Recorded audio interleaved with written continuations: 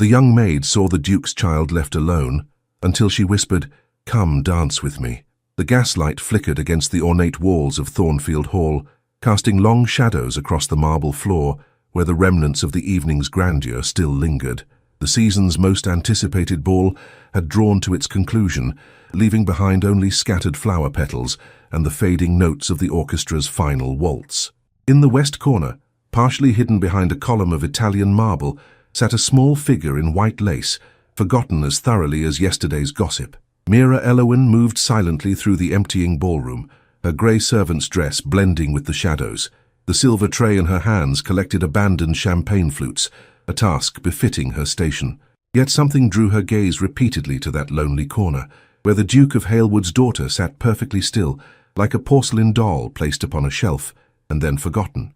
"The child is peculiar," whispered Mrs. Harron, the head housekeeper, appearing beside Mira with the silent efficiency that had terrorized lesser maids. "His Grace prefers she remain undisturbed. The physicians claim excitement disturbs her constitution." Mira nodded respectfully, though her heart whispered otherwise. For 3 weeks since her employment at Thornfield, she had observed the child, Lady Sirene, they called her, always apart, always watching, always alone. The girl's blue eyes followed the dancers with such longing that it pierced Mira's heart like a dressmaker's finest needle. "Best finish quickly," Mrs. Harron added, her voice brittle as winter ice. "His Grace will be retiring shortly." The mention of the Duke sent a flicker of apprehension through Mira's frame. Duke Alistair Thalen was a figure of austere authority, his countenance forever shadowed by grief, since the passing of his Duchess 3 years prior. The servants whispered that he had not truly looked at his daughter since that day, as though the sight of her pained him beyond endurance. As the last guests departed in a rustle of silk and murmured farewells, Mira noticed Lady Sirene still had not moved. In her small hands, the child clutched a wooden spinning top, its surface carved with delicate whorls that caught the dying light. Her tiny fingers traced the patterns with mechanical precision, over and over, as though seeking an answer in their spirals. "Lady Sirene," called the governess from across the room, her voice thin with exhaustion. "Come now, it is well past your hour." The child did not respond. Her eyes remained fixed upon the empty dance floor, where just moments before couples had swirled in perfect harmony. The governess sighed with the resignation of one who had repeated this scene countless times. "She will not come when called. I shall have to fetch her bodily again." Something in the woman's tone, not cruelty but the dull acceptance that the child was a burden, sparked an unusual boldness in Mira's breast. "If I may, miss," she ventured, setting down her tray, "perhaps I could try." The governess raised an eyebrow, but weariness overcame propriety. "Very well, though I warn you she speaks to no one." Mira approached slowly, her steps measured against the vast silence of the empty ballroom. As she drew near, she saw tears glistening, unshed in Lady Sirene's eyes, tears no one had noticed in the grand pageantry of the evening. Kneeling before the child, Mira did not command or cajole. Instead, she simply extended her hand, palm upward, an invitation rather than a demand. "The music may have stopped," she whispered, "but we might still hear it. Might we not?" The spinning top stilled in the child's grasp. For the first time that evening, Lady Sirene's gaze lifted from the floor to meet Mira's own. "Come," Mira whispered, a gentle smile warming her features. "Dance with me." The silence that followed Mira's invitation stretched like gossamer, delicate yet unbroken. Lady Sirene's eyes, blue as twilight and just as mysterious, studied the maid's face with an intensity that belied her tender years. The spinning top ceased its motion entirely, clutched now in fingers that had begun to tremble ever so slightly. "She does not understand you," the governess called, her voice a harsh intrusion. "The child has not spoken a word since her Grace's passing. Dr. Sheffield claims it is a nervous affliction of the mind." Mira did not withdraw her outstretched hand. "Perhaps," she replied softly, "there are languages beyond words." The ballroom stood emptied of its glittering throng, yet their phantom presence seemed to linger in the very air, echoes of laughter, the rustle of expensive fabric, the perfumed cloud that hovered still. Against this backdrop of faded opulence, Mira and the silent child formed a tableau of stark simplicity. "I shall count to 3, Mira whispered, as if sharing a cherished secret. 1, the child's gaze flicked to the hand before her. 2, a small intake of breath, barely audible yet profound. 3, with the hesitancy of a fawn testing uncertain ground, Lady Seren placed her tiny hand in Mira's palm. The wooden top tumbled forgotten to the floor, its hollow sound echoing through the cavernous space. "There," murmured Mira, her heart swelling with unexpected tenderness. "You see, not so very difficult after all." She rose slowly, the child rising with her, their hands still clasped in silent communion. Behind them the governess made a sound of astonishment quickly stifled by propriety. "A simple waltz, I think," Mira continued, guiding the child's free hand to her waist. 1, 2, 3, 1, 2, 3, just as they did before. Their steps began tentatively, a mere suggestion of the dance that had filled the room hours earlier. Yet with each passing moment, the child's movements grew more assured, her small feet following Mira's lead with increasing confidence. "By heaven," the governess breathed, her customary severity momentarily forgotten. "I have never seen her willingly touch another's hand." The words fell away unheeded, as Mira focused entirely on the child before her. Lady Seren's face had transformed, the rigid mask of solitude giving way to something almost akin to wonder. Her eyes remained dry, but the threatening tears had receded, replaced by a glimmer that might in time become joy. "There now," Mira encouraged, as they completed a full turn. "You dance beautifully, my lady. Your mother would be most proud." The mention of the late Duchess caused no distress. Rather, the child's grip tightened marginally, as if in gratitude for the acknowledgement of that sacred connection. Their quiet reverie shattered like crystal against marble, as the great doors at the far end of the ballroom swung open with sudden violence. The Duke of Halewood stood framed in the archway, his tall figure rigid with barely contained fury. Behind him cowered a young footman, his face pale with the knowledge that he had failed to prevent this confrontation. "What is the meaning of this?" the Duke demanded, his voice dangerously soft, despite the distance that separated them. The governess curtsied deeply, her earlier wonder replaced by naked fear. "Your Grace, the child would not come, and the maid merely—" "Silence!" The single word cut through the woman's stammered explanation like a blade. The Duke strode forward, each step measured and deliberate, the sound of his boots against marble like the approach of judgment itself. His face, handsome still despite the ravages of grief, was set in lines of cold displeasure. Mira immediately ceased their dance and dropped into a curtsy, though she did not release Lady Seren's hand. The child, sensing the shift in atmosphere, pressed closer to Mira's skirts. "Who gave you permission?" the Duke inquired with deadly precision. "To touch my daughter?" Mira raised her eyes, meeting his gaze despite the impropriety of such boldness. "Forgiveness, Your Grace. I saw only a child in need of comfort." "Comfort?" he repeated, the word laden with bitter irony. "And what would a scullery maid know of what my daughter needs?" "I am a lady's maid, Your Grace," Mira corrected gently, "not a scullery maid, and I know that all children, regardless of station, require the same essential kindnesses." The Duke's expression hardened further, if such a thing were possible, yet before he could deliver what would surely be her dismissal, a small sound intervened, the quiet tap of wood against marble. The spinning top had rolled to rest against his polished boot. Lady Seren released Mira's hand and stepped forward, her movements deliberate. With the solemnity of a priestess performing sacred rites, she retrieved her treasure and held it upward, offering it to her father. The spinning top lay in Lady Seren's outstretched palm, its carved whorls catching the gaslight like a miniature constellation. The Duke stared down at it, his expression inscrutable save for a momentary flicker in the depths of his grey eyes, a recognition so profound it bordered on physical pain. "Where did you get this?" he asked, his voice stripped of its earlier thunder. The child, of course, offered no verbal reply, yet her gaze remained steady upon her father's face, communicating in that mysterious language that Mira had earlier championed. "It was her mother's, was it not?" Mira ventured quietly, knowing full well the impropriety of addressing his Grace without solicitation. Children often seek connection through objects of remembrance. The Duke's attention snapped back to Mira, his scrutiny so intense she felt its weight like a physical presence. "You overstep your place, girl. What is your name?"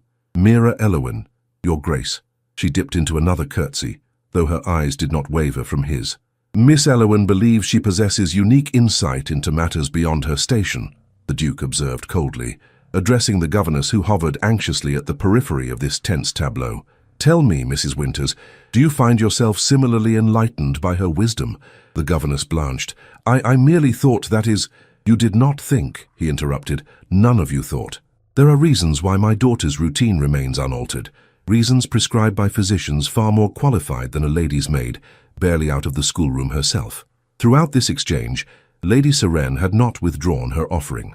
The wooden top remained presented, her small arm beginning to tremble with the effort of maintaining its position. When at last the Duke glanced down again, something in his rigid posture yielded almost imperceptibly. With unexpected gentleness, he took the spinning top from his daughter's hand. "It is late, Seren," he said, using her name for the first time in Mira's hearing. "You should have been abed an hour hence." To the astonishment of all present, the child reached out again, not for the top but for her father's free hand. Her tiny fingers hovered in the narrow gap between them, a bridge waiting to be crossed. The Duke stood frozen, as though confronted by some apparition visible only to his eyes. The moment stretched, fragile as spun glass, until at last he stepped back, the opportunity lost. "Take her to her chambers," he instructed the governess, his voice once again devoid of emotion, "and ensure she is not disturbed." Mrs. Winters hastened forward, taking Lady Seren by the shoulders and steering her toward the door. The child went without resistance, though her gaze lingered on Mira until the last possible moment. When they had gone, silence descended once more upon the vast ballroom. The Duke studied the spinning top in his palm, his thumb tracing the patterns that his daughter's fingers had followed with such devotion. "You have been in my employ for how long, Miss Elowen?" he inquired at length. "3 weeks, Your Grace. And in that brief span, you presume to understand what has eluded her physicians, her governess, and indeed her own father for nearly 3 years?" Mira clasped her hands before her to still their trembling. "I presumed nothing, Your Grace. I merely observed a child yearning for connection and offered what small comfort lay within my power to give." The Duke closed his fingers around the spinning top, concealing it from view. "My late wife carved this on the day we learned Seren was to be born," he said, the words emerging as though drawn unwillingly from some hidden depth. "She believed a child should have beautiful things to touch, not merely to observe from behind glass." The unexpected confidence hung in the air between them, as startling as it was unprecedented. Mira remained silent, sensing that any response might shatter this momentary glimpse into his closely guarded grief. "You will not approach my daughter again," the Duke declared, his tone brooking no possibility of argument. "Your duties will remain strictly confined to those for which you were employed." "As your Grace wishes," Mira replied, though the acquiescence cost her dearly. "Yet if I might make one observation before accepting my censure." His brow lifted in cold surprise at her continued temerity. "You test the boundaries of forbearance, Miss Elowen." "Lady Seren took my hand willingly," Mira said simply. "Perhaps that signifies more than my presumption." For an instant, something unnameable crossed the Duke's features. A recognition, perhaps, or a possibility too painful to acknowledge.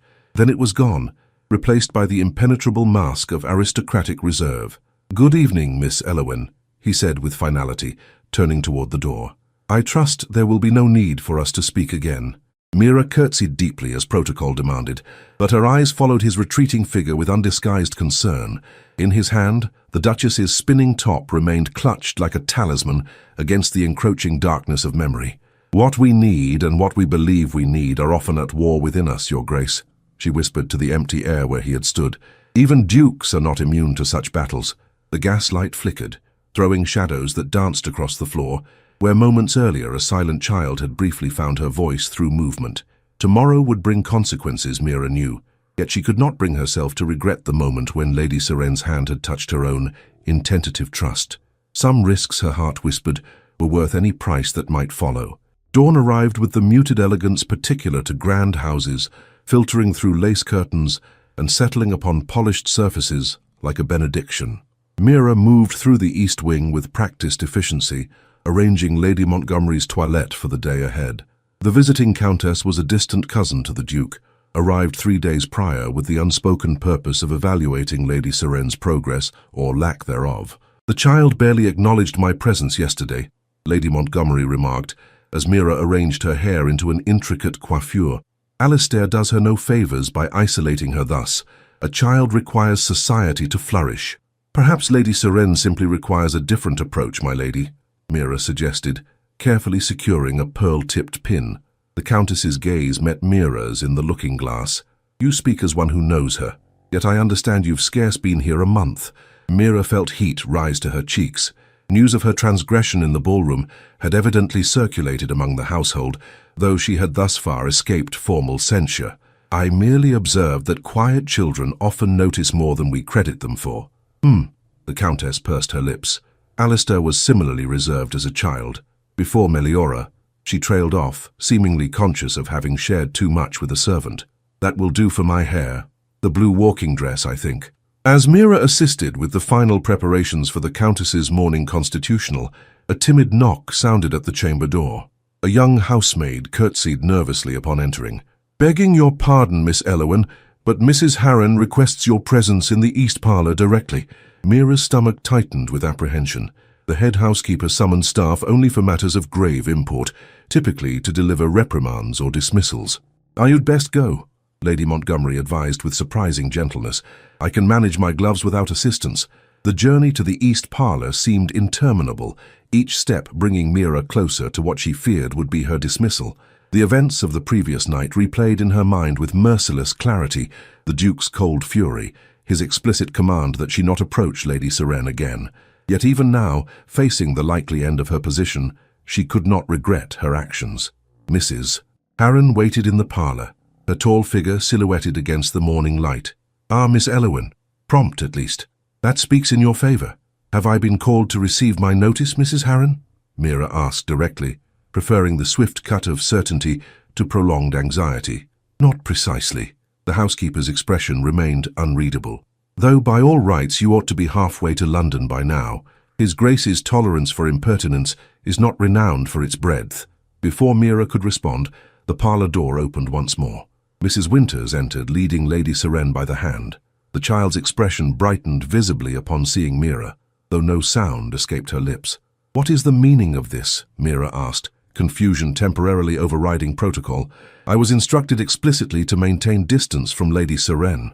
"Indeed you were," confirmed a deep voice from the threshold. The Duke of Halewood entered the parlour with the controlled grace of one accustomed to commanding attention without effort. His formal morning attire emphasized the breadth of his shoulders, the sombre charcoal fabric relieved only by a silver watch chain that caught the light as he moved. "Yet it appears," he continued, "that my daughter has formed her own opinion on the matter." Mrs. Winters stepped forward. "Your Grace, I must report that Lady Seren has refused her breakfast, her lessons, and indeed any engagement whatsoever since yesterday evening. She has done nothing but sit by her window, clutching this." From her pocket, the governess produced a scrap of lace, the edge of a handkerchief that Mira recognized as her own. It must have caught on Lady Seren's dress during their brief dance. "When I attempted to remove it," Mrs. Winters continued, "she became most distressed, the first display of any strong emotion in many months." The Duke studied his daughter, who now stood perfectly still, her gaze fixed upon Mira with quiet intensity. "Dr. Sheffield suggests that we not disrupt patterns once established," he said slowly, as though testing each word before releasing it. "It seems my daughter has established a new pattern." He turned to Mira, his expression inscrutable. "Against my better judgment, Miss Elowen, I am altering your duties. You will attend Lady Seren for 2 hours each afternoon, in addition to your regular responsibilities." Mira could not suppress her astonishment. "Your Grace, I am honored by your trust." "Do not mistake necessity for trust," he corrected sharply. "Mrs. Winters will remain present throughout these sessions. You will engage my daughter in whatever activity prompted her response last night, but you will not," here his voice hardened, "fill her head with fanciful notions or speak to her of matters beyond her understanding." Lady Seren moved then, crossing the room to stand before Mira. With solemn deliberation she held out her hand, not in need, but in offering. Upon her small palm lay the wooden spinning top. "She has not relinquished that since His Grace returned it to her collection this morning," Mrs. Winters explained. "I believe she wishes to show it to Miss Elowen." Mira knelt to the child's level, a gesture that drew a sharp intake of breath from Mrs. Harren at its impropriety. "It's beautiful, my lady," she said softly. "Thank you for showing me." The faintest suggestion of a smile touched Lady Seren's lips, so brief that Mira might have imagined it, had not the Duke made a strangled sound that drew all eyes to his stricken face. "That expression," he murmured, more to himself than to those present. "Precisely like her mother." For an instant, the armour of grief and reserve fell away, revealing not the austere Duke, but simply a man, wounded, weary, and desperately seeking a path through his sorrow. Then, as swiftly as it had appeared, the vulnerability vanished behind his customary mask of control. "Begin tomorrow," he instructed briskly. Mrs. Winters will establish a suitable schedule." With that, he departed, leaving an atmosphere charged with unspoken possibilities and equally unspoken dangers. The library at Thornfield Hall stood as a testament to generations of scholarly pursuit, its towering shelves laden with leather-bound volumes that carried the wisdom of ages. Afternoon sunlight streamed through tall windows, illuminating motes of dust that danced like minuscule sprites in its golden beams. Within this hallowed sanctuary of knowledge, Mira sat beside Lady Seren at a rosewood table, a selection of illustrated books spread before them. 2 weeks had passed since the Duke's unexpected mandate. Each afternoon, Mira attended the silent child, their activities varied but constrained by Mrs. Winters's vigilant presence. Today, the governess sat at a discreet distance, her needlework providing the pretense of occupation, while her attention remained fixed upon their interaction. "Perhaps this one, my lady?" Mira suggested, opening a volume of botanical illustrations. "The colors are most extraordinary." Lady Seren considered the offering with grave concentration before shaking her head decisively. Her small hands reached instead for a slender book, half hidden beneath a weightier tome. The gilt lettering on its spine read simply, "Dance Forms of the European Courts." Mrs. Winters cleared her throat meaningfully. "Lady Seren, we have discussed this matter. His Grace does not approve of that particular subject." The child's features remained impassive, but her fingers tightened around the book's edge with unmistakable determination. Mira intervened gently. "Perhaps we might simply admire the historical costumes depicted within, the artistic value alone." "Miss Elowen," the governess's voice carried the chill of authority. "You would do well to remember the specific limitations placed upon these sessions." The unspoken warning hung in the air like the threatening rumble of distant thunder. Mira hesitated, caught between respect for established boundaries and her growing conviction that Lady Seren's silence concealed not absence, but abundance, thoughts and feelings too complex for conventional expression. Before she could formulate a diplomatic response, the library door opened to admit Lady Montgomery, resplendent in afternoon visiting dress. "Ah, there you are, Seren, dear," the Countess declared, sweeping forward in a rustle of expensive silk. "And engaged in scholarly pursuits, I see. How commendable." Mrs. Winters rose immediately, offering a respectful curtsy. "Lady Montgomery, we did not expect your presence this afternoon." "Evidently," the Countess replied with a pointed glance at the contested book still clasped in Lady Seren's hands. "I find myself at leisure and thought to observe my young cousin's progress myself. Alistair speaks so little of it." Her shrewd gaze moved to Mira, softening almost imperceptibly. "Miss Elowen, you appear to have established something of a rapport with the child." "Lady Seren is most receptive to gentle encouragement, my lady," Mira answered carefully, conscious of the political currents swirling beneath this seemingly casual visitation. Lady Montgomery settled herself into a nearby armchair, arranging her skirts with practiced elegance. "Do continue with your lesson, I shall merely observe." Mrs. Winters's expression betrayed her discomfort at this unexpected scrutiny. "We were just concluding today's session, my lady. Lady Seren has her music practice shortly." "Nonsense, I specifically inquired after her schedule this morning." The Countess waved a dismissive hand. "There is ample time. Now, what volume has captured her interest so thoroughly?" Lady Seren, as though sensing an ally, extended the book toward Lady Montgomery. The Countess accepted it, her eyebrows rising as she noted the title. "Dance Forms. How fascinating." She leafed through the pages with deliberate attention. "Ah, the quadrille. Your mother excelled at this particular dance, Seren. She quite dazzled the Prince Regent himself at her debut ball." The child's eyes widened, her entire posture shifting from passive resistance to rapt attention. Mrs. Winters intervened hurriedly. "Lady Montgomery, His Grace has specified that Lady Seren not be unduly influenced by reminders of the late Duchess." "Has he indeed?"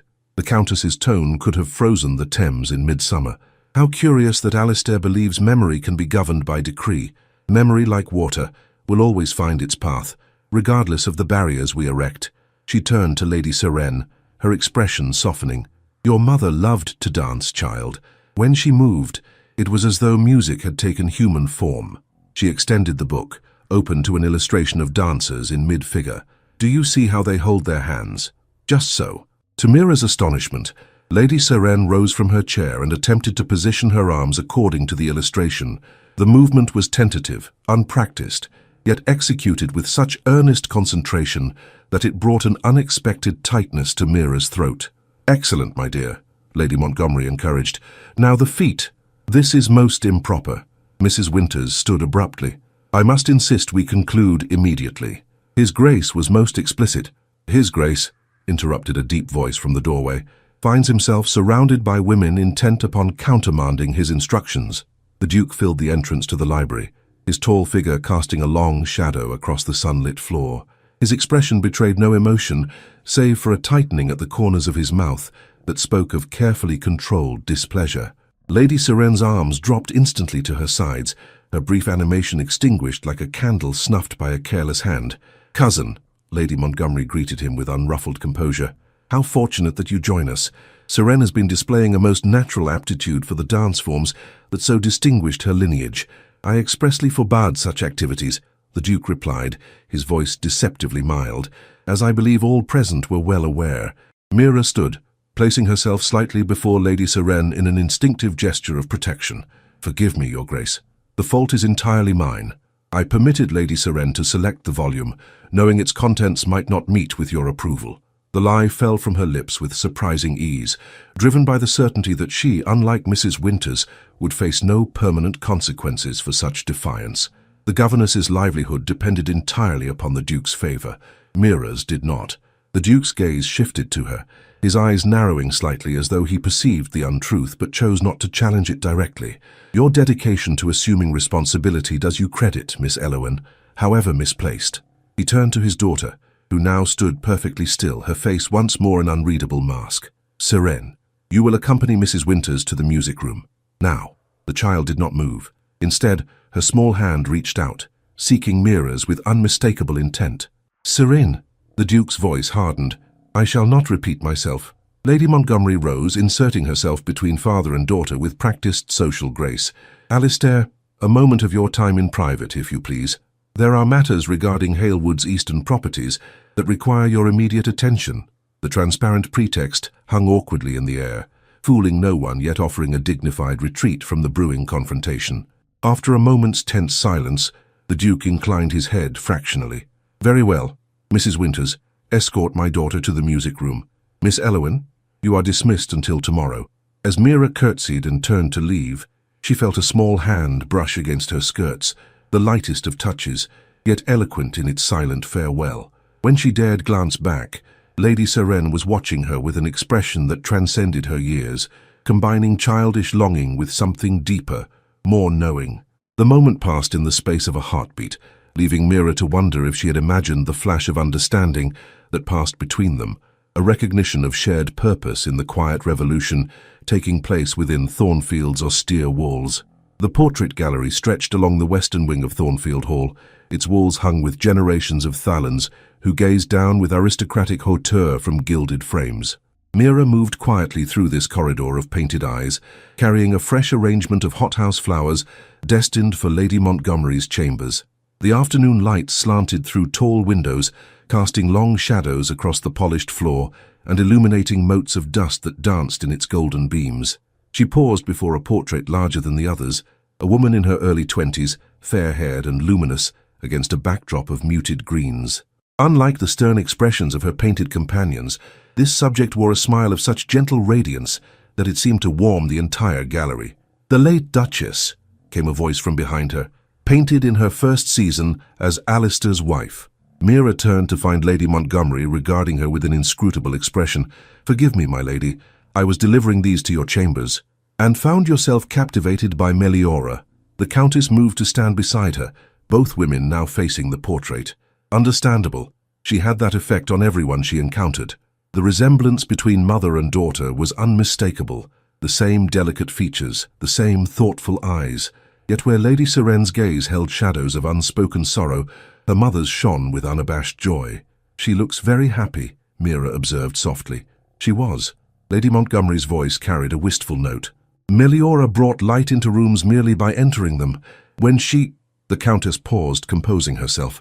"When she was lost to childbed fever, it was as though someone had extinguished every candle in Alistair's world at once."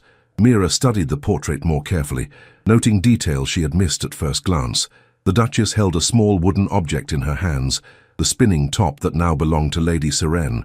"She carved it herself," Lady Montgomery explained, following Mira's gaze. Meliora believed that children should have beautiful things made with love, not merely purchased with wealth. The revelation settled like a physical weight upon Mira's heart. And His Grace forbids Lady Seren from dancing because Meliora lived for it, the Countess confirmed. They met at a midsummer ball. I was present that night. The moment he saw her, Alistair stood transfixed as though he'd been struck by lightning in clear skies. She sighed, the sound heavy with remembrance. He cannot bear to see Seren follow her mother's path, for fear of losing her to the same passions that defined Meliora. The complexity of grief revealed in this confession left Mira momentarily speechless. How could one protect a child from their own inheritance of joy? Last night, Lady Montgomery continued, her tone shifting to something more purposeful, I spoke at length with my cousin regarding his daughter's welfare. I believe I may have made some small impression, though Alistair guards his decisions as jealously as his heart. Before Mira could respond, the distinctive tap of approaching footsteps echoed through the gallery. Mrs. Harren appeared at the far end, her expression suggesting urgent business. Miss Elowen, the housekeeper called, you are required in the blue drawing room immediately. Lady Montgomery smiled faintly. It appears our conversation must be curtailed. Do not concern yourself with these flowers. I shall see them placed myself. The blue drawing room, situated in the family wing of Thornfield, was a space Mira had entered only once before, during her initial tour of the house. Its sapphire walls and silver accents created an atmosphere of cool elegance, the effect heightened by tall windows that captured the northern light. She found the Duke standing before the fireplace, his posture rigid even in solitude. At her entrance, he turned, his expression revealing nothing of his thoughts. Miss Elowen, I trust I did not interrupt duties of great importance. No, Your Grace. She curtsied, careful to maintain the precise degree of deference required. How may I be of service? He studied her for a moment, as though attempting to reconcile her present composure with her earlier defiance in the library. I have been giving consideration to my daughter's education, he said finally. It appears that conventional methods have proven insufficient. Mira remained silent, sensing that interruption would not be welcomed. Lady Montgomery suggests, with characteristic forcefulness, that Seren might benefit from a more creative approach to her development. The words emerged with evident reluctance, as though extracted under duress. An approach that might include certain physical activities previously deemed unsuitable. Understanding dawned slowly, accompanied by a flutter of cautious hope. Your Grace refers to dancing? I refer to controlled movement, he corrected sharply, under strict supervision and with clearly defined limitations. He moved to a side table where a sheet of paper lay waiting. I have outlined a modified schedule for your afternoon sessions with my daughter. Mrs. Winters will continue to supervise, but you will be permitted greater latitude in activities deemed beneficial to Seren's development. Mira accepted the document, scanning its contents with carefully concealed excitement. Among the approved pursuits listed in the Duke's precise handwriting was introductory movement exercises derived from traditional dance forms. This is most generous, Your Grace, she said, genuine gratitude warming her voice. Lady Seren will be delighted. My daughter's delight is not the objective, he replied curtly. Her welfare is my sole concern. Should these sessions prove detrimental in any fashion, they will cease immediately and permanently. His gaze held hers with unwavering intensity. Let me be explicitly clear, Miss Elowen.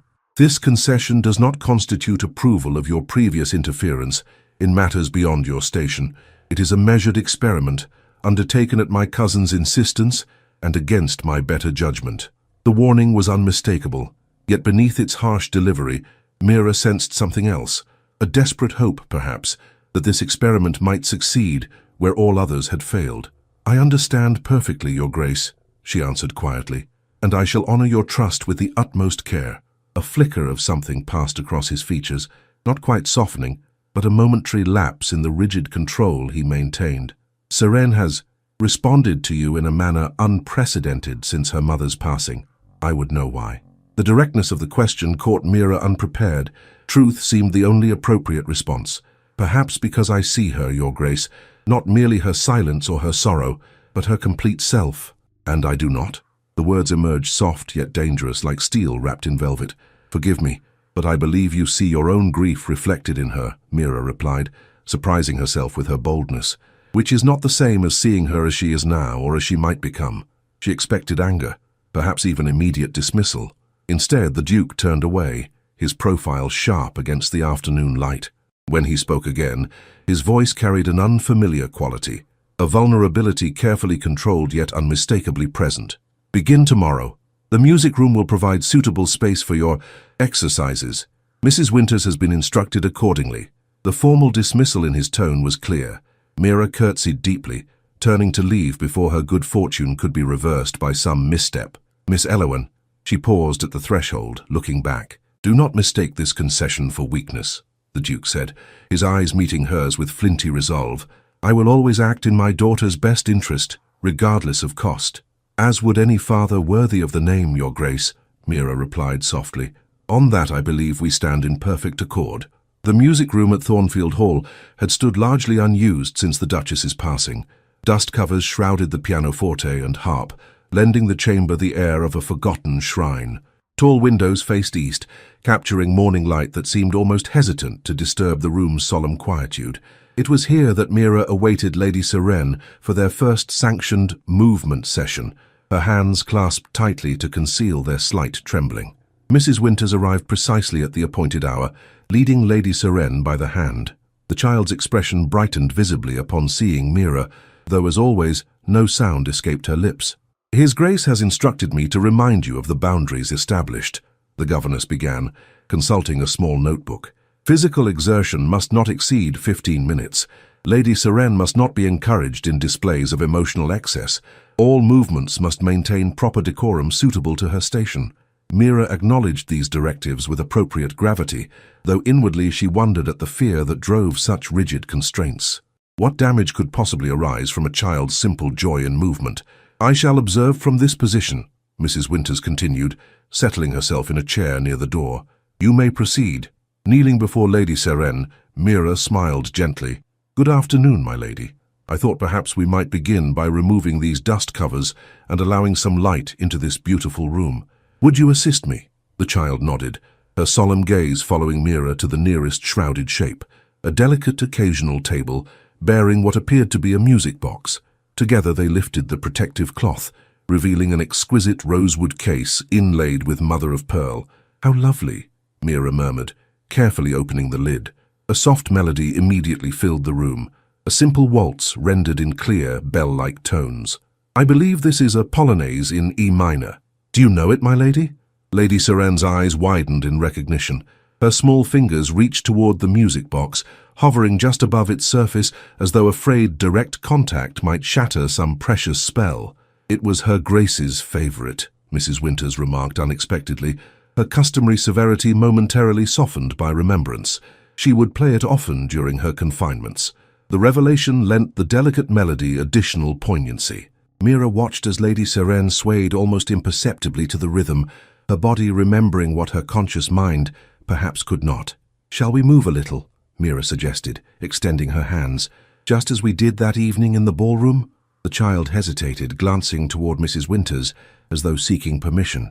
"His Grace has approved basic movement exercises," the governess confirmed stiffly, "though I must insist upon propriety at all times." It was concession enough.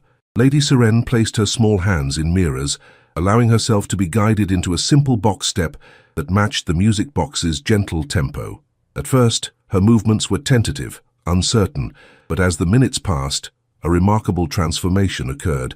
The rigid posture gradually softened, her steps becoming more fluid, more assured. "Excellent, my lady," Mira encouraged.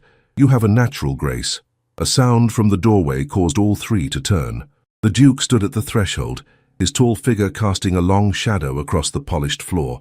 How long he had been observing them, Mira could not guess, but his expression betrayed no anger, merely a watchfulness so intense it seemed almost tangible.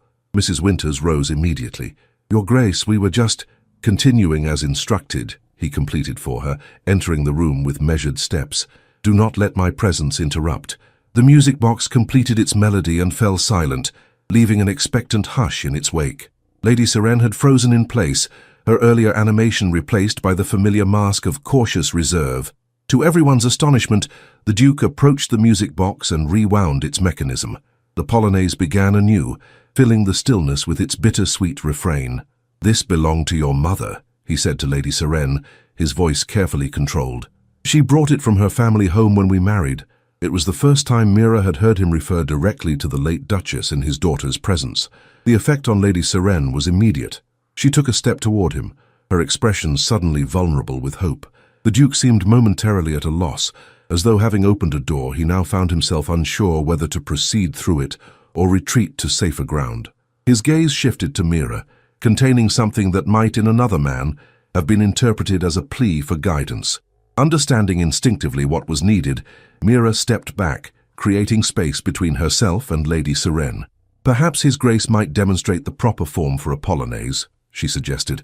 "I fear my humble instruction falls short of true elegance."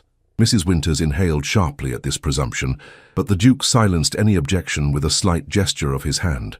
For a long moment he remained motionless, internal struggle evident in the tension of his shoulders. Then, with deliberate formality, he extended his hand to his daughter. "Lady Seren," he said, the words emerging with careful precision, "would you grant me the honor of this dance?" The child's face transformed with such incandescent joy that Mira felt her heart constrict painfully in her chest. With grave dignity belying her years, Lady Seren placed her tiny hand in her father's much larger one, allowing him to guide her into the first position of the dance.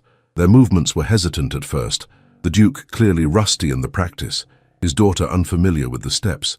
Yet there was something profoundly moving in their awkward efforts, something more truthful than any polished performance could have conveyed. Mira retreated to stand beside Mrs. Winters, whose expression had softened into something approaching wonder. "I never thought to see this day," the governess whispered. "His Grace has not entered this room since before Lady Seren was born." The music box played on, its mechanism occasionally catching and slowing before resuming its tempo. Father and daughter continued their halting dance, neither seeming to notice these imperfections. When the melody finally wound down, they stood together in the center of the room, still connected by their clasped hands. "Your mother would be pleased with your aptitude," the Duke said quietly. She believed that music lived not merely in the ear, but in the body's response to it. Lady Seren gazed up at him with such naked adoration that even Mrs. Winters turned away, perhaps feeling herself an intruder upon a moment too intimate for witnesses. The Duke cleared his throat, composure reasserting itself like a familiar garment donned after brief absence. "That will be sufficient for today. Mrs. Winters, please escort Lady Seren to her chambers for her afternoon rest." As the governess moved to comply, Lady Seren did something unprecedented. She pulled free from Mrs. Winters's grasp and ran back to her father, wrapping her arms around his waist in a spontaneous embrace. The Duke stood rigid with surprise, his hands hovering uncertainly before settling, with infinite gentleness, upon his daughter's shoulders. "Go now," he said, his voice betraying the faintest tremor. "We shall continue another day." When Lady Seren had been led away, silence once more descended upon the music room. Mira began replacing the dust covers, hyper-conscious of the Duke's continued presence. "Leave them," he instructed. "This room has been shuttered too long." She turned to find him regarding her with an expression she could not interpret. Not anger, certainly, but something equally potent. "You orchestrated that moment deliberately," he observed. "Not an accusation, merely a statement of fact." Mira inclined her head slightly. "I believed it might benefit Lady Seren to dance with her father rather than a servant." "And what of the father?" he inquired, his tone deceptively casual.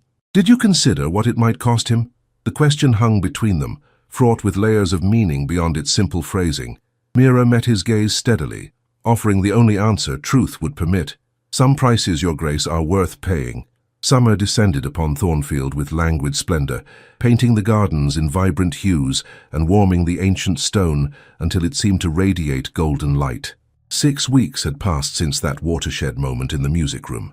6 weeks of cautious progress, during which Lady Seren's silent world had gradually expanded to include daily movement sessions that increasingly resembled proper dancing. The Duke's participation remained intermittent and unpredictable. Some days he appeared at the threshold, observing in silence before departing without comment. On rare occasions he would join them, allowing his daughter to lead him through simple figures she had learned under Mira's guidance.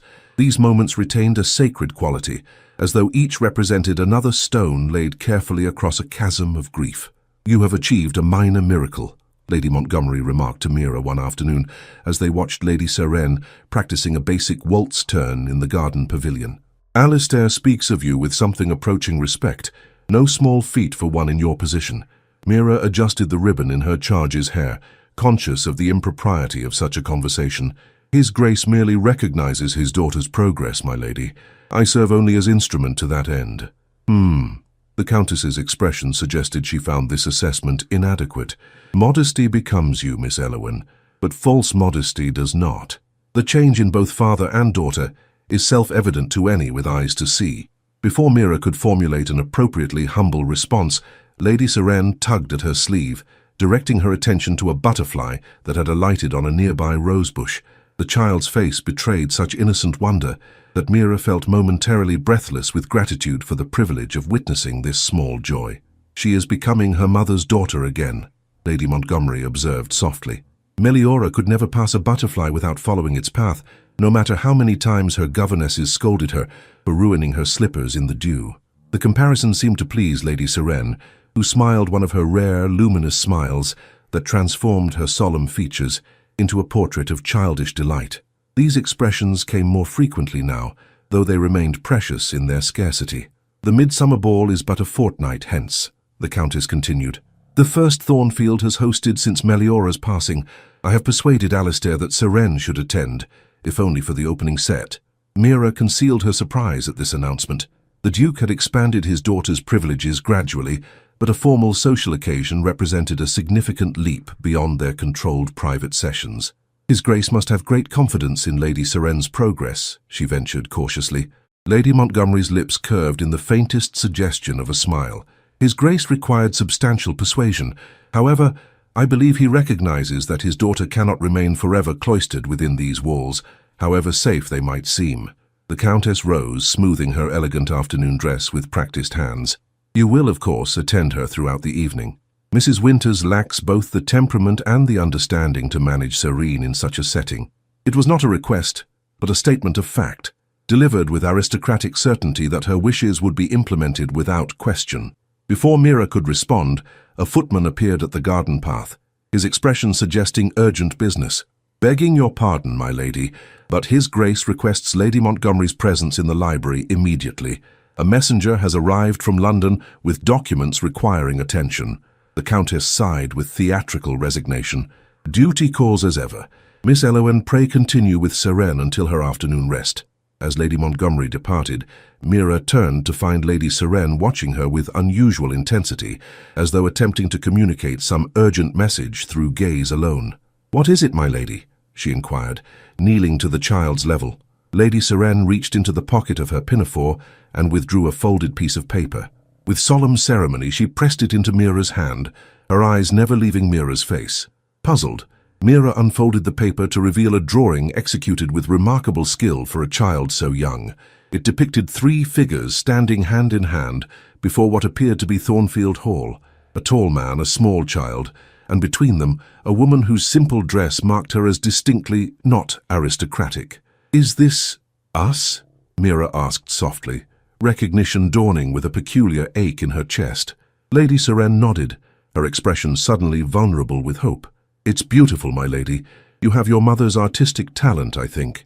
She carefully refolded the drawing. Shall I keep this safe for you? The child shook her head decisively, pointing first to the drawing and then to Mira with unmistakable intent. You wish me to have it? Mira clarified, touched beyond measure by the gesture. Another nod, more emphatic than before. I am honored beyond words, Mira said truthfully, tucking the precious gift into her own pocket. Thank you, Lady Seren. The moment of connection was interrupted by the distant chiming of the hall clock, signaling the hour of Lady Seren's afternoon rest. As they made their way back toward the house, Mira found herself troubled by the implications of the child's drawing. The image suggested a family configuration that reality could never permit, a dangerous fantasy that might eventually cause pain to its innocent creator. Her contemplation was cut short as they entered the main hall to find the Duke engaged in conversation with a visitor, a gentleman of perhaps 30 years, impeccably attired in the latest London fashion. Both men turned at their approach, the stranger's gaze moving with frank curiosity between Mira and Lady Seren. Ah, perfect timing, the Duke said, his tone betraying none of the warmth he occasionally displayed in private. Lord Pembroke, may I present my daughter, Lady Seren Thallon? The gentleman bowed with practiced elegance. "Lady Seren, your father speaks of you with great pride." To everyone's visible surprise, Lady Seren did not shrink from the stranger's attention, as had been her custom.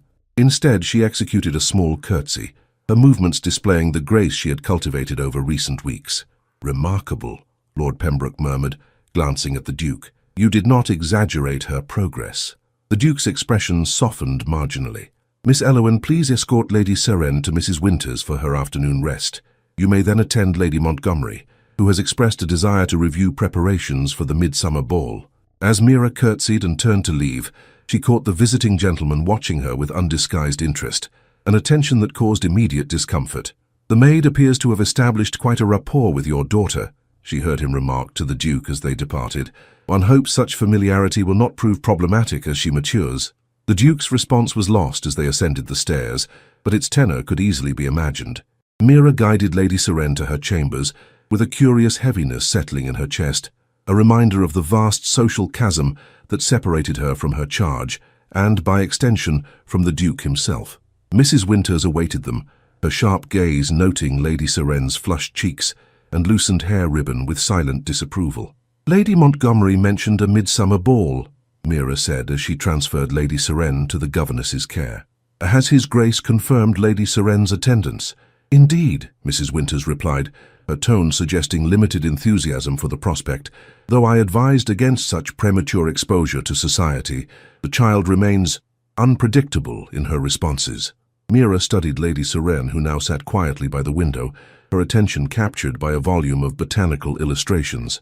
"She has made remarkable progress these past weeks. Perhaps His Grace believes the time appropriate for a small step into wider society." "His Grace," Mrs. Winters responded tartly, "has become increasingly susceptible to influence where his daughter's upbringing is concerned, a circumstance that some might exploit to their advantage." The implication hung in the air, impossible to misinterpret or ignore. Mira met the governess's gaze directly, refusing to be cowed by the unjust insinuation. "I have only Lady Seren's welfare at heart," she stated quietly, "as I believe we all do." Mrs. Winters sniffed skeptically. "Intentions matter less than consequences, Miss Elowen. Remember your place in this household, lest you inspire hopes that reality cannot sustain." The warning, delivered with cold precision, echoed Mira's own earlier misgivings about Lady Seren's drawing. Before she could formulate a response, Lady Seren crossed the room to stand beside her, slipping a small hand into hers with unmistakable possessiveness. "Your duties with Lady Seren are concluded for today," Mrs. Winters said, her disapproval evident in every syllable. "Lady Montgomery awaits you in the blue drawing-room." With a final reassuring squeeze of Lady Seren's hand, Mira departed, her thoughts in turmoil. The growing attachment between herself and her charge had seemed only beneficial until now, a bridge across the silence that had imprisoned the child. Yet Mrs. Winters's warning carried the weight of uncomfortable truth. What would happen when Lady Seren eventually rejoined society in full? Would not the bond they had formed ultimately prove an impediment to the child's proper development within her rightful sphere? And what of her own inexplicable awareness of the Duke, an awareness that had evolved from initial intimidation to something far more complex and dangerous? "Some prices," she whispered to herself, echoing her own words to him weeks earlier, "are worth paying."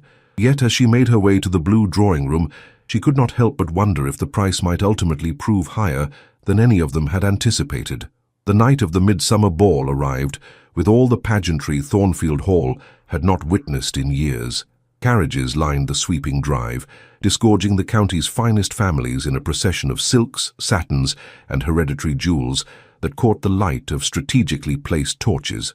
The great house blazed with illumination, every window aglow as though Thornfield itself celebrated this return to society after its long period of mourning.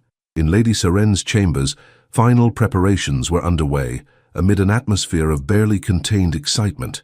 The child sat before her dressing table, uncharacteristically still, as Mira arranged white rosebuds in her fair hair.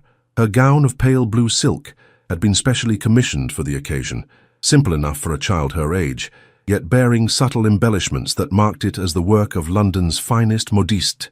"You look beautiful, my lady," Mira said softly, securing the last rosebud with a pearl-tipped pin. "Your mother would be so proud."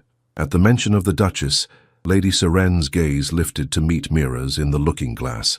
No words passed between them, yet understanding flowed as clearly as if spoken aloud, gratitude, nervousness, and beneath it all, a tremulous hope. "His Grace will escort you down for the opening dance only," Mrs. Winters reminded them from her position by the door. "After which Miss Elowen will bring Lady Seren directly back to her chambers. There is to be no lingering, regardless of how the child may plead." The governess's severe expression softened marginally as she regarded her charge. "Though I must acknowledge she looks most presentable. Your efforts with her appearance are adequate, Miss Elowen." From Mrs. Winters, this constituted high praise indeed. Mira acknowledged it with a gracious nod, too focused on Lady Serene's well-being to dwell on personal vindication. A soft knock heralded Lady Montgomery's arrival. The Countess swept into the room in a rustle of emerald silk, her throat and wrists adorned with Halewood emeralds that spoke to her status within the family. "Exquisite," she declared, circling Lady Seren with evident approval. "A perfect blend of childhood innocence and aristocratic bearing. Alistair will be speechless."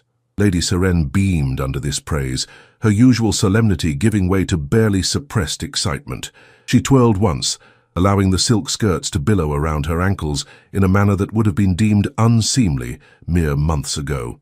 "Carefully now," Mrs. Winters cautioned, though without her customary sharpness. "We must maintain decorum, particularly tonight." The Countess waved away this concern. "Nonsense. A child should express joy freely, especially on such an occasion." She extended her hand to Lady Seren. "Come, my dear. Your father awaits at the foot of the grand staircase. It is time for Thornfield to witness the return of its princess." As they proceeded through the family wing toward the grand staircase, Mira felt a curious blend of pride and melancholy settle in her chest. The past weeks had witnessed such transformation in Lady Seren, from silent shadow to a child capable of genuine animation, yet tonight would mark the beginning of her reintegration into her proper social sphere, a world in which Mira herself existed only as auxiliary support. "Remember," Lady Montgomery murmured as they approached the staircase, "3 dances only." His Grace was most explicit. "We must not overtax her on this first social venture." The grand staircase descended in a sweeping curve to the entrance hall, where the Duke stood in formal evening attire, his commanding presence drawing respectful nods from arriving guests. At their appearance at the top of the stairs, he looked up, his expression changing in a manner visible even from a distance. "Ah," breathed Lady Montgomery with satisfaction, "just as I predicted." The Duke moved to the foot of the staircase, his gaze fixed upon his daughter with an intensity that seemed to exclude all else. As Lady Seren descended on the Countess's arm, Mira following at a discreet distance, the murmured conversations in the entrance hall gradually fell silent, guests turning to witness this tableau. "Lady Seren," the Duke said formally as she reached him, extending his hand, "you do Thornfield great honor this evening." The child placed her small hand in his with perfect composure, executing a curtsy that drew appreciative murmurs from watching guests. When she straightened, her eyes sought Mira's over her father's shoulder, seeking reassurance. Mira nodded encouragement, conscious of her place in the shadows of this glittering scene. The Duke, noting the direction of his daughter's gaze, turned slightly. "Miss Elowen will remain in attendance throughout the evening," he assured Lady Seren, "though I trust you will find the festivities engaging enough without her intervention." The subtle reminder of proper distance stung more than Mira expected. She stepped further back, assuming the invisible posture expected of servants during formal occasions. Lady Montgomery, ever the consummate social strategist, deftly guided father and daughter toward the ballroom. "The opening quadrille awaits, Alistair. Let us not keep your guests in suspense any longer." The ballroom of Thornfield Hall had been transformed for the occasion. Crystal chandeliers blazed with hundreds of candles, their light multiplied by strategically placed mirrors that created an impression of endless illumination. Garlands of summer roses and ivy adorned the columns and archways, their subtle perfume mingling with the more assertive fragrances of the assembled guests. From her position near one of the side entrances, Mira watched as the Duke led Lady Seren to the center of the room. The orchestra, situated on a raised dais at the far end, fell silent at a signal from the conductor. Into this expectant hush, the Duke spoke with the clear projection of one accustomed to command. "Friends and neighbors, I thank you for your presence this evening as Thornfield Hall renews a tradition too long neglected. It is my privilege to open this midsummer ball accompanied by Lady Seren Thellen, who makes her first formal appearance in society tonight. Polite applause followed this announcement. Lady Seren, visibly nervous yet determined, maintained perfect posture as other couples formed around them for the opening quadrille. At the conductor's signal, the orchestra began. Mira held her breath as Lady Seren executed her first steps, painfully aware that weeks of private practice might easily crumble under the weight of so many observing eyes. Yet the child moved with surprising confidence, her small face composed in an expression of serious concentration that gradually softened into quiet enjoyment. "She performs admirably," observed a voice beside Mira. "Your influence, I understand." Lord Pembroke had materialized at her elbow, his aristocratic features arranged in an expression of benign curiosity. Mira curtsied automatically, uncomfortable with his attention. "Lady Seren has natural grace, my lord. I merely provided elementary guidance." "Such modesty," he remarked, his gaze lingering longer than propriety strictly permitted. "The Duke speaks highly of your methods, though he remains characteristically reticent about details." Before Mira could formulate an appropriate response, movement on the dance floor recaptured her attention. The quadrille had reached a figure requiring partners to separate and rejoin. Lady Seren, momentarily confused by the pattern, hesitated visibly. For a heartbeat, panic flashed across her features, then her gaze found Mira across the room. Without conscious thought, Mira raised her hands slightly, mimicking the correct position. Lady Seren immediately understood, correcting her stance and continuing the dance without further hesitation. "Fascinating," murmured Lord Pembroke, who had observed this silent exchange. "The child appears utterly devoted to you. A circumstance the Duke views with complex emotions, I suspect." The implication in his tone caused heat to rise to Mira's cheeks. "My only concern is Lady Seren's well-being, my lord, as is her father's." "Of course," he agreed smoothly. "Though well-being takes many forms, does it not? The emotional as well as the physical. The Duke himself appears transformed since my last visit. Less the austere widower, more the man he was before tragedy struck." Mira maintained a diplomatic silence, though her gaze remained fixed on Lady Seren, who now moved through the dance with growing confidence.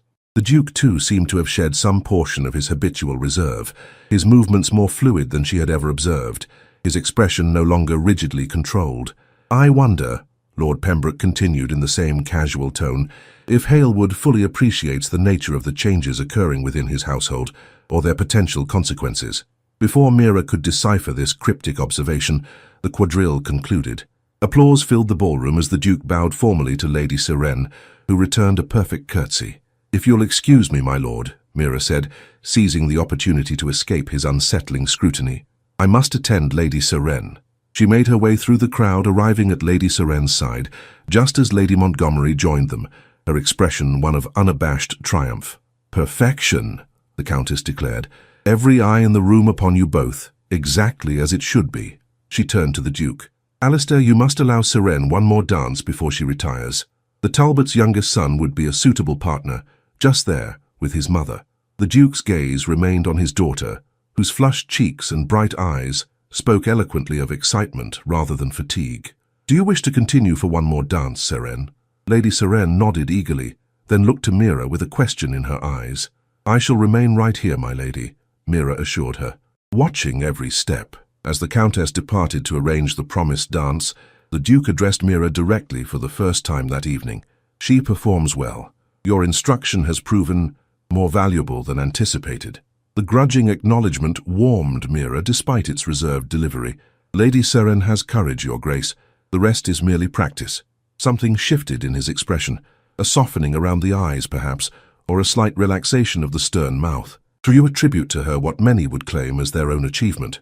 "I merely observed what was already present," Mira replied simply, "as did you, when you permitted these sessions against your initial judgment." Their exchange was interrupted as Lady Montgomery returned with young Master Talbot, a boy of perhaps 10 years who bowed nervously to Lady Seren. The orchestra struck up the opening notes of a country dance, simpler than the quadrille and better suited to younger participants. As Lady Seren took her place in the forming set, the Duke remained beside Mira, an unusual breach of the social distance typically maintained between them in public. "Lord Pembroke seems to have developed an interest in you," he observed, his tone neutral, yet somehow charged with unspoken meaning. Mira kept her gaze fixed upon Lady Seren, unwilling to meet his eyes during such a conversation. "His lordship was merely being polite, I'm sure." Pembroke's politeness is invariably calculated, Miss Elowen. I advise caution in any further interactions. The warning, for such it clearly was, hung between them, its implications too complex to be unravelled in their current setting. Before Mira could formulate a response, Lady Montgomery rejoined them, her social radar evidently having detected this unusual tête-à-tête. "Alistair, Lady Houghton is positively desperate for an introduction," she interjected smoothly. "Her daughter has just returned from finishing school in Paris and is said to play the pianoforte divinely." The Duke acknowledged this information with a slight inclination of his head, though his attention remained on Lady Serene, now moving happily through the simpler figures of the country dance. "Miss Elowen will escort Serene to her chambers after this dance concludes," he stated, the instruction clearly intended for both women. "She has performed admirably for her first social appearance, but I will not risk overtaxing her constitution." With that, he allowed Lady Montgomery to lead him toward the waiting Lady Houghton, though not before casting a final glance at Mira that contained some message she could not decipher. Left alone to watch over her charge, Mira found her thoughts in turmoil. The evening had confirmed both Lady Serene's progress and the precarious nature of Mira's own position within the complex social ecosystem of Thornfield Hall. As Lady Serene gradually re-entered the world appropriate to her birth, the bond between them, forged in silence and nurtured through dance, would necessarily alter. Yet watching the child's face now, alight with the simple joy of movement and music, Mira could not bring herself to regret any step of their shared journey, whatever price might eventually come due. Autumn descended upon Thornfield with gentle persistence, painting the extensive grounds in shades of amber and russet. Leaves drifted from ancient oaks, creating a golden carpet across the formal gardens, where Lady Serene now spent many of her afternoons. The midsummer ball had marked a turning point in the child's re-emergence into society, a cautious first step that had yielded results beyond all expectations. In the 3 months since that pivotal evening, Lady Serene had begun accompanying her father to selected social engagements. Though she remained silent, her increased animation and willingness to engage through gesture and expression had transformed how the neighboring families perceived her. No longer the tragic, withdrawn figure of whispered speculation, she had become simply Lady Serene, a quiet but observant child with a particular affinity for dance. "The Michaelmas dinner at Harrington Court is this coming Friday," Mrs. Winters announced, as she supervised Lady Serene's morning lessons. "His Grace has indicated that you will attend, Lady Serene, along with Miss Elowen as your companion." The child looked up from her arithmetic with evident pleasure at this news. Her gaze sought Mira, who stood by the window arranging autumn flowers in a crystal vase, a small smile passing between them in silent communication. "You will need to review your dance steps before then," Mrs. Winters continued, her tone suggesting this was a duty rather than a pleasure. "I understand there is to be an informal musical evening following dinner, with opportunities for the younger guests to perform." Lady Serene's expression dimmed slightly at this information. Despite her progress in movement, the prospect of performing before an audience beyond Thornfield still caused visible anxiety. "Perhaps," Mira suggested gently, "we might practice in the music room this afternoon. Lady Serene has been making excellent progress with the minuet." The governess nodded briskly. "His Grace has approved an hour for such practice daily until the engagement. He is most insistent that Lady Serene acquit herself with distinction." This emphasis on the Duke's expectations sent a ripple of concern through Mira. In recent weeks, His Grace had displayed increasing pride in his daughter's social development, yet sometimes seemed to forget the fragility that still underlay her newfound confidence. The prospect of a formal performance, however modest, might prove overwhelming if handled without sensitivity. That afternoon found them in the music room, now fully restored to its former glory. Dust covers had been permanently removed, the pianoforte tuned to perfection, and fresh flowers appeared weekly in crystal vases. Lady Serene stood in the center of the room, her face a study in concentration as Mira demonstrated the opening steps of the minuet. "Remember, my lady, the minuet tells a story," Mira explained, executing a graceful turn. "Each movement conveys respect, dignity, and ultimately joy." Lady Serene followed the steps with careful precision, her natural grace increasingly evident as confidence replaced uncertainty. When she completed the figure without error, Mira applauded softly. "Excellent. Your mother would be so proud of your accomplishments." At the mention of the Duchess, now a regular part of their conversations, Lady Serenne's expression brightened further. She pointed to the portrait miniature that had recently been placed upon the pianoforte, a small oval painting showing the late Duchess in her court presentation gown, her smile as luminous in art as it had reportedly been in life. "Yes, she does appear happy there, doesn't she?" Mira agreed, recognizing the question in the gesture. "Lady Montgomery tells me she danced the minuet at court and received a personal compliment from the Queen." The door opened as she spoke, admitting the Duke himself, an increasingly common occurrence during these practice sessions. His tall figure filled the doorway momentarily before he stepped into the room with measured grace. "Your mother outshone every debutante presented that season," he confirmed, addressing his daughter directly, not through elaborate technique, but through the joy she brought to every movement. Lady Serene approached him without hesitation, taking his hand with the easy familiarity that had developed between them over recent months. The Duke's expression softened as he looked down at her, the stern lines of his face relaxing into something that, if not quite a smile, conveyed genuine warmth. "Show me what you have learned today," he requested, releasing her hand to take a seat near the window. Mira moved to the pianoforte, where she could provide the simple accompaniment required for practice. As her fingers found the opening notes, Lady Serene assumed the first position, her small face composed in an expression of serene concentration. The minuet unfolded with stately elegance, the child moving through its formal patterns with surprising assurance.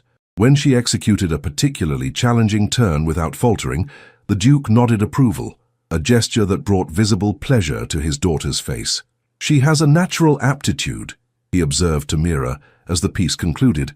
"Though I confess some concern about her performance at Harrington Court, the Ashtons will be present, and their eldest daughter is known for her critical nature." Mira closed the pianoforte carefully. "Lady Serene's progress speaks for itself, Your Grace. Those who witness her performance with unbiased eyes will see only beauty and courage."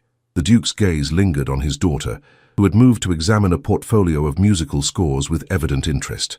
"You believe she is ready for such scrutiny?" "I believe," Mira replied carefully, "that protecting her from challenge serves her less well than supporting her through it.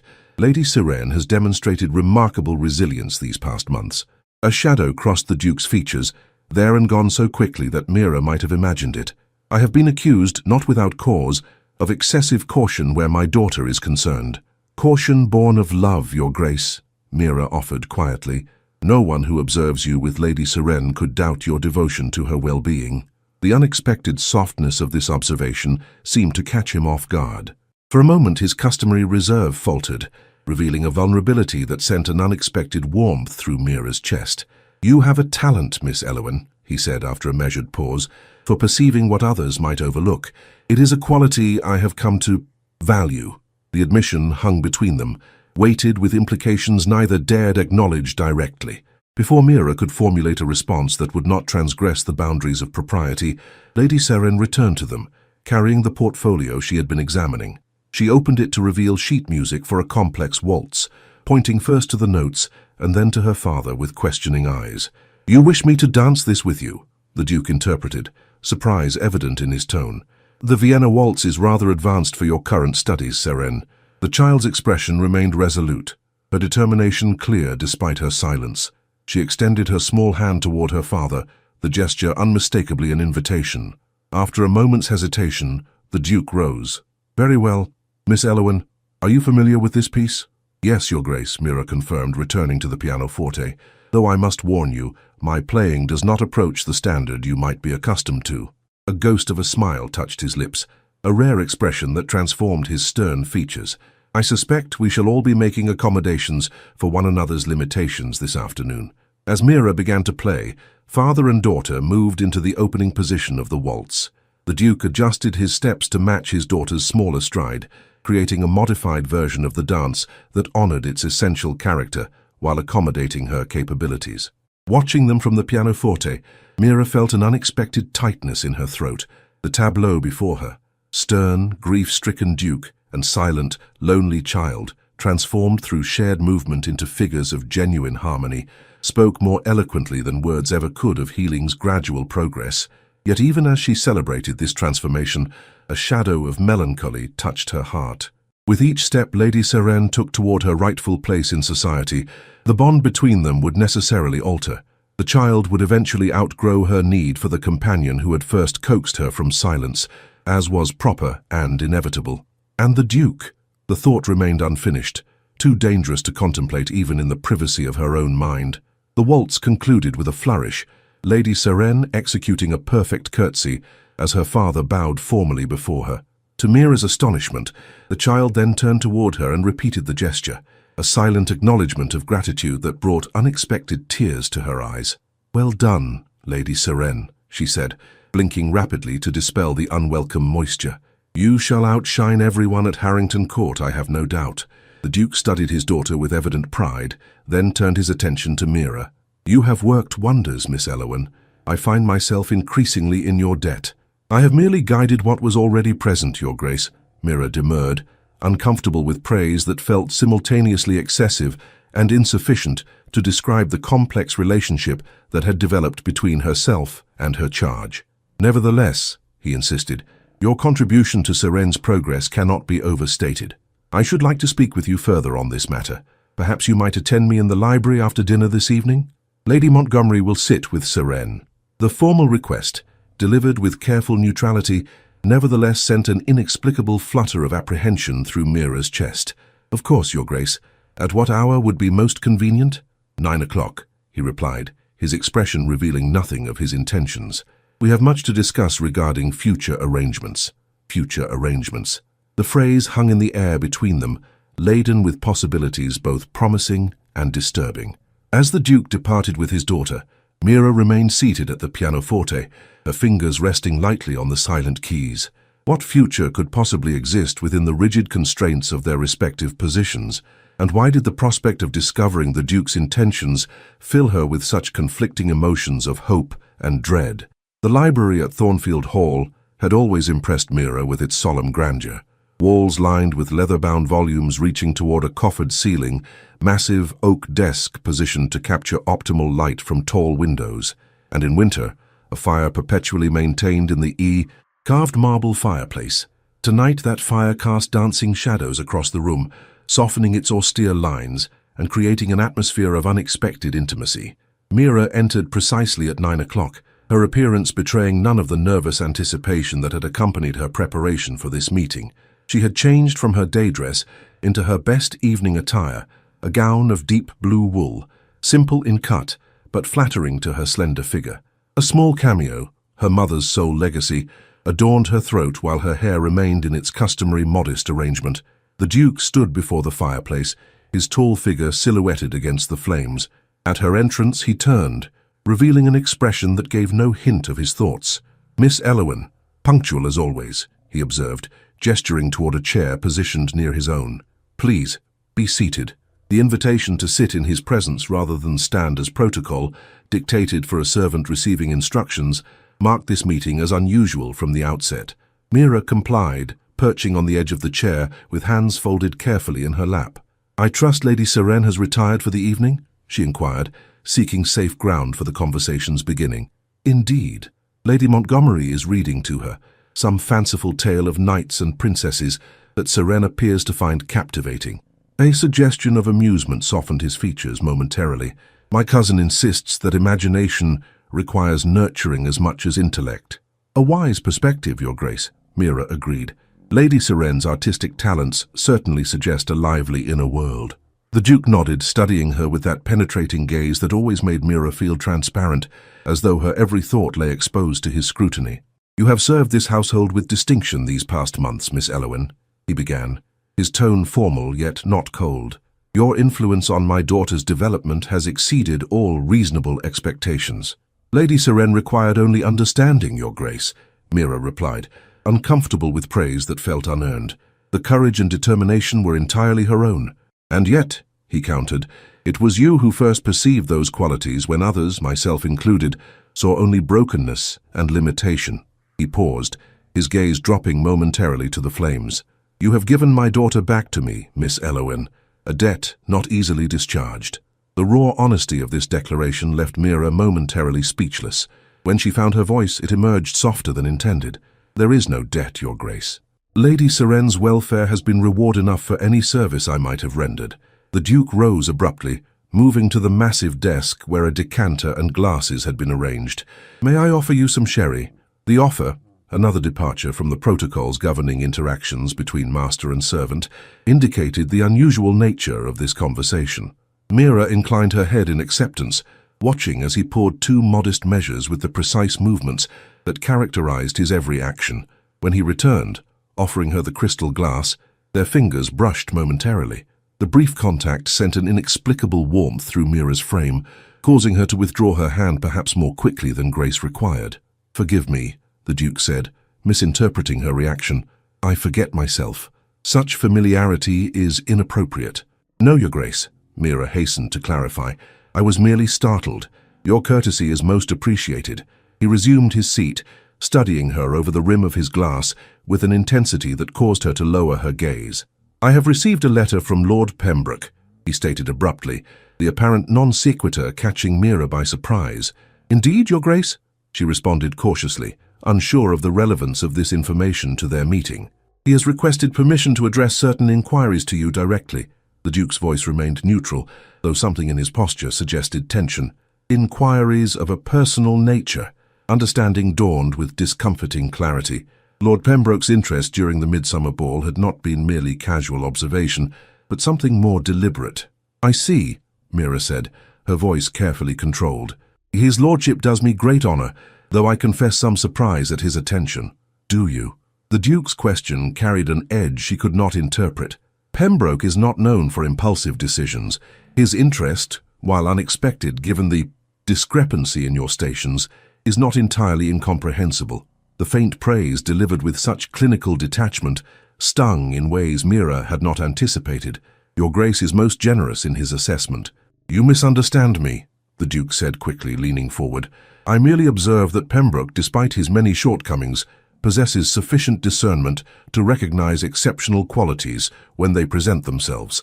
The clarification hung in the air between them, its implications too complex to be unraveled in the moment.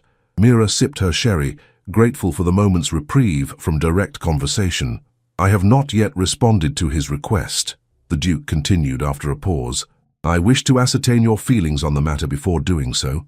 The consideration inherent in this statement, that her wishes might influence his response to a peer of the realm, struck Mira as extraordinary. "I am uncertain how to answer, Your Grace. Lord Pembroke is hardly known to me, yet his interest appears genuine." The Duke set his glass aside, his expression inscrutable. "An alliance with a man of his position would represent a significant advancement for someone of your background." The pragmatic assessment, though undeniably accurate, carried a coolness that caused Mira's heart to contract painfully. "Is Your Grace suggesting I should welcome such attention?" "I am suggesting," he replied carefully, "that practical considerations must sometimes outweigh personal inclinations. Pembroke offers security and position that your current circumstances cannot provide." "And Lady Seren?" Mira asked, the question emerging before prudence could intervene. "What of her needs should I depart Thornfield?" The Duke's expression tightened momentarily. "My daughter's welfare remains my primary concern. However, her progress these past months has been remarkable. She may soon be ready for a governess of more conventional background." Each word fell like a stone upon Mira's heart, though she maintained outward composure with effort born of necessity. "I see. You believe my usefulness to Lady Seren approaches its conclusion. I believe," he corrected with unexpected gentleness, "that you deserve consideration of your own future beyond the walls of Thornfield." The statement, delivered with what appeared to be genuine concern for her welfare, nevertheless carried the unmistakable message that her time within this household, this makeshift family she had come to cherish, had finite boundaries. Mira rose, needing physical movement to counteract the sudden constriction in her chest. She moved to the window, gazing out at the darkness beyond the glass. "Your Grace is most considerate of my circumstances," she said finally. "Though I confess Lord Pembroke's interest, while flattering, holds little appeal for me personally." A silence followed this admission, not uncomfortable but weighted with unspoken possibilities. When the Duke finally spoke, his voice carried a quality she had never before heard from him: uncertainty. "May I ask why his attention fails to gratify? Many would consider it a most advantageous situation." Mira turned from the window to find him watching her with an expression that caused her heart to quicken inexplicably. "I have found, Your Grace, that advantage without affection makes for a poor bargain in matters of the heart." The candor of her response seemed to startle him. For a moment, the carefully maintained distance between duke and servant wavered, replaced by the simpler reality of man and woman engaged in conversation of increasing intimacy. "And have you discovered affection elsewhere that would render Pembroke's suit unwelcome?"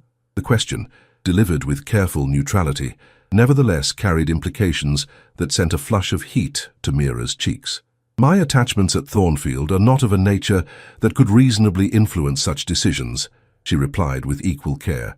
"Lady Serene holds my deepest affection, but our connection, however meaningful, must necessarily evolve as she matures." "And beyond my daughter?" the Duke pressed, rising to stand before her. "Are there no other considerations that might influence your decision?" The directness of the question, coupled with his physical proximity, momentarily robbed Mira of composure.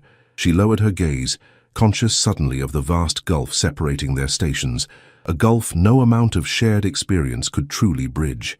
"It would be most improper, Your Grace," she said finally, "to acknowledge attachments that can lead nowhere appropriate." The admission, veiled though it was, hung in the air between them like a tangible presence. The Duke stepped closer, close enough that she could detect the subtle scent of sandalwood that always accompanied him. "Improper," he repeated softly. "Yes, that would indeed be the world's judgment." Before Mira could respond, a sharp knock at the library door shattered the moment. The Duke stepped back immediately, his expression closing like a book snapped shut by an impatient hand. "Enter," he called, his voice restored to its customary authority. Mrs. Harren appeared, her face betraying momentary surprise at finding Mira present. "Forgive the interruption, Your Grace. Lady Serene appears distressed. The Countess suggested Miss Elowen might be required." "Of course," the Duke replied, his manner entirely proper once more. "Miss Elowen, pray attend my daughter immediately. We shall continue our discussion regarding Lord Pembroke's inquiry at a more suitable time." The dismissal, though couched in consideration for Lady Serene's needs, carried finality that could not be mistaken. Mira curtsied formally, her composure firmly restored despite the tumult of emotions beneath the surface. "As Your Grace wishes. Good evening." As she followed Mrs. Harren from the library, Mira felt the weight of the Duke's gaze upon her retreating figure, a sensation both discomforting and somehow essential, like pressure against a wound one knows must eventually heal. Whatever had nearly transpired in that fire-lit room, whatever truths had hovered unspoken between them, reality had reasserted itself with the housekeeper's timely interruption. The Duke of Halewood stood on one side of an unbridgeable chasm, Myra Elowen on the other. That some part of her soul had already leapt across that divide was a truth she dared not examine too closely, even in the privacy of her own heart.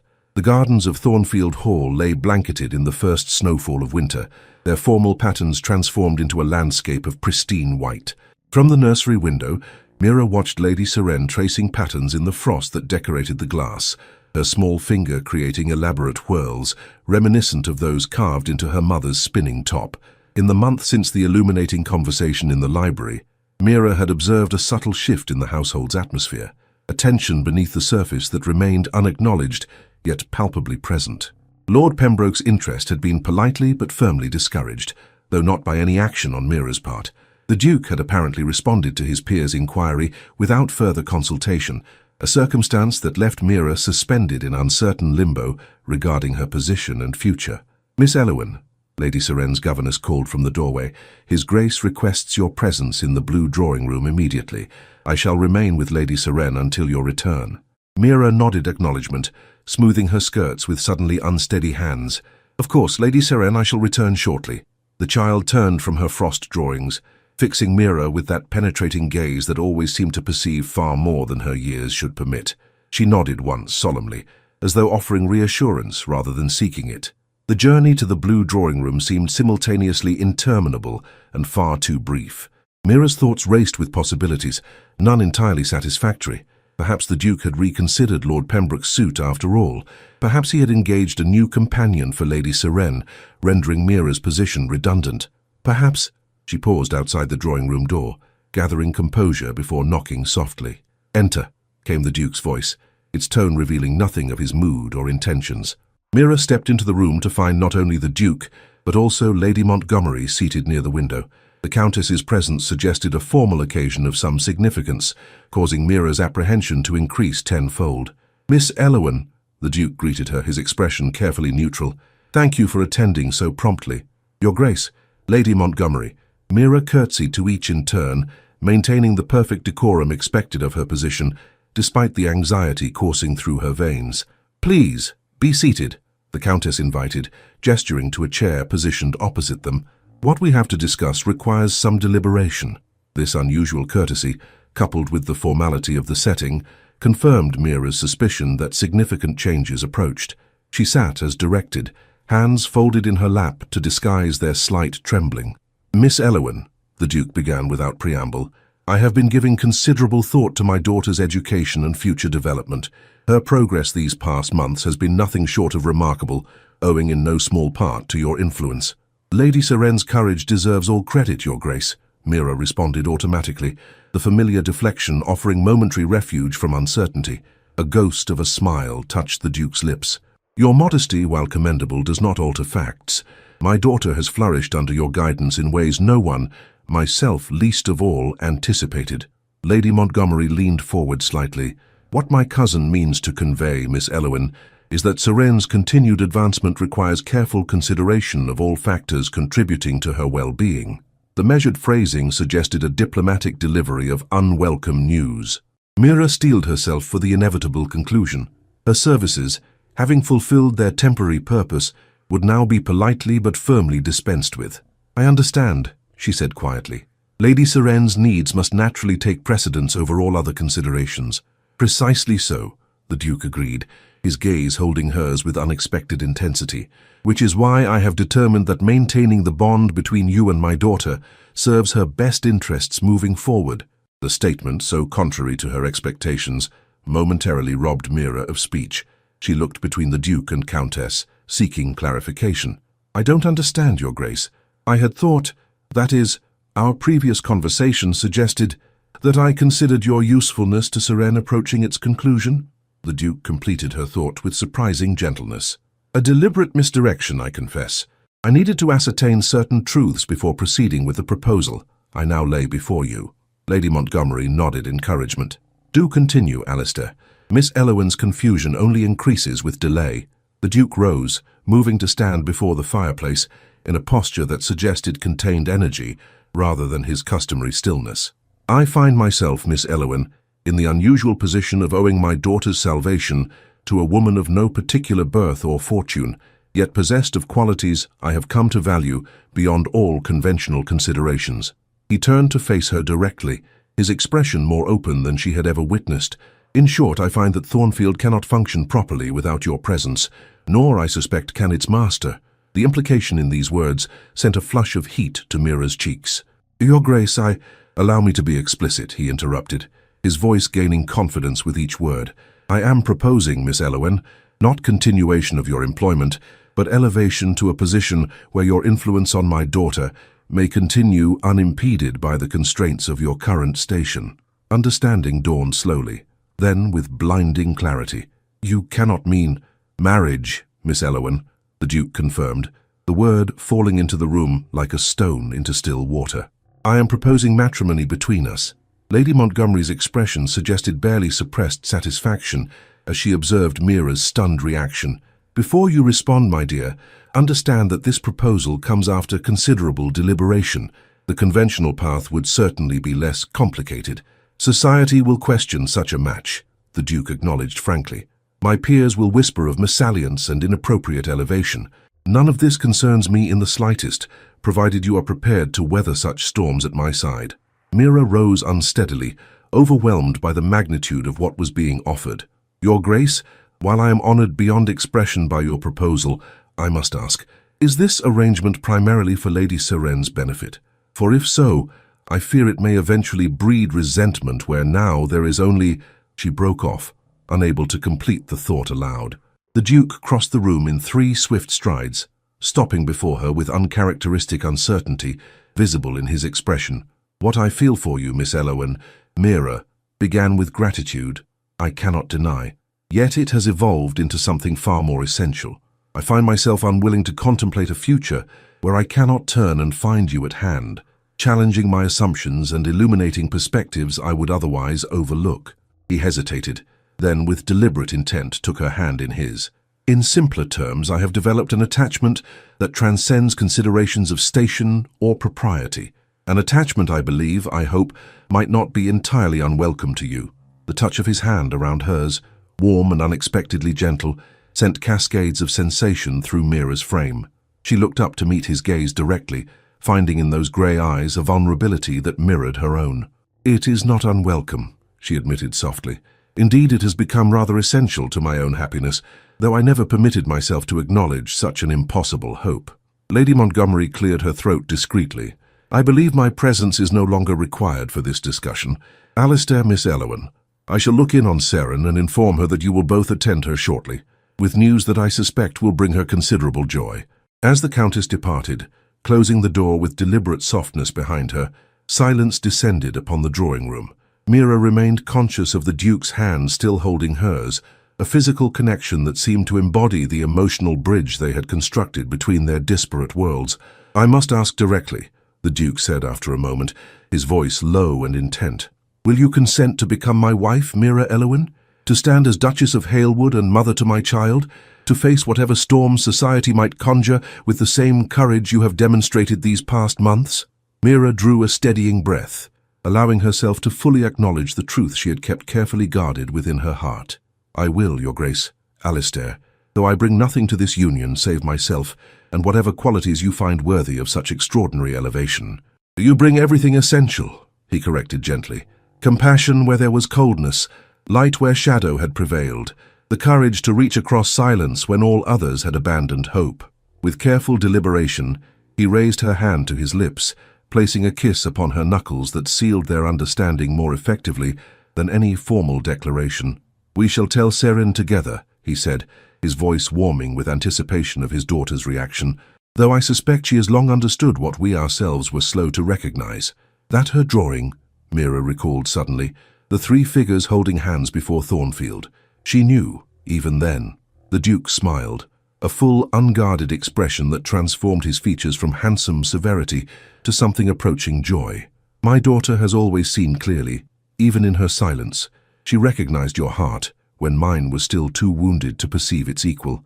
As they moved toward the door, hands still joined in tangible affirmation of their new understanding, Mira felt the future unfold before her, like the snow-covered gardens beyond the window, pristine, filled with possibility, and illuminated by the light of love, rekindled through a child's silent wisdom. "Come dance with me," she whispered, echoing the words that had first breached the walls of solitude around both father and daughter. "Not just for an evening, but for all the days to come." "For all my days," the Duke promised, his voice carrying the solemnity of a sacred vow, "until the last measure of our music fades." Together, they ascended the stairs toward the nursery, where Lady Seren awaited, the silent child whose wordless invitation to dance had orchestrated a symphony of healing. None could have foreseen on that fateful evening when a young maid dared extend her hand to a duke's forgotten child. In the silence between spoken words often lies the deepest language of the heart. The young maid saw the duke's child, left alone, until she whispered, "Come, dance with me," reminds us that true nobility resides not in titles or lineage, but in the courage to extend our hand across the chasms that divide us. When Mira knelt before a forgotten child and offered not commands but invitation, she demonstrated that healing begins with seeing others not as they appear, but as they truly are. The most profound transformations often start with the smallest gestures of compassion. Just as the simple invitation to dance awakened Lady Seren from her silent isolation, our own acts of authentic connection can rekindle hope in those who have retreated behind walls of grief. The story teaches us that sometimes the most powerful thing we can offer another soul is not our wisdom or our strength, but our willingness to meet them exactly where they stand, and from that place begin a new journey together. Perhaps most importantly, this tale reminds us that love transcends the artificial boundaries we construct between ourselves. The dance of life invites us all, regardless of station, background, or circumstance, to join in its eternal rhythm. When we accept this invitation with an open heart, we discover that the distinctions we once thought immutable fade away, revealing the simple truth that in our shared humanity lies our greatest nobility. Did this story of silent healing and unexpected love touch your heart? We'd love to hear which moment resonated most deeply with you. Perhaps it was Mira's gentle invitation to dance, the Duke's first tentative steps toward healing, or Lady Seren's wordless wisdom that orchestrated their journey toward family. Subscribe to our channel for more exquisitely crafted Victorian romances that celebrate the transformative power of love across all boundaries. Your subscription ensures you'll never miss our weekly tales of courage, redemption, and hearts finding their perfect rhythm together. Leave a comment sharing your favorite scene or character. Was it Mira's compassionate bravery, the Duke's journey from grief to love, or Lady Seren's silent strength that captured your imagination? Your thoughts inspire our storytelling and connect us all in the beautiful dance of shared emotions. Thank you for joining us for another journey into the heart of the Victorian era. From all of us at Victorian Romance Audio Stories, we're grateful for your continued support and look forward to waltzing through many more tales of timeless love together.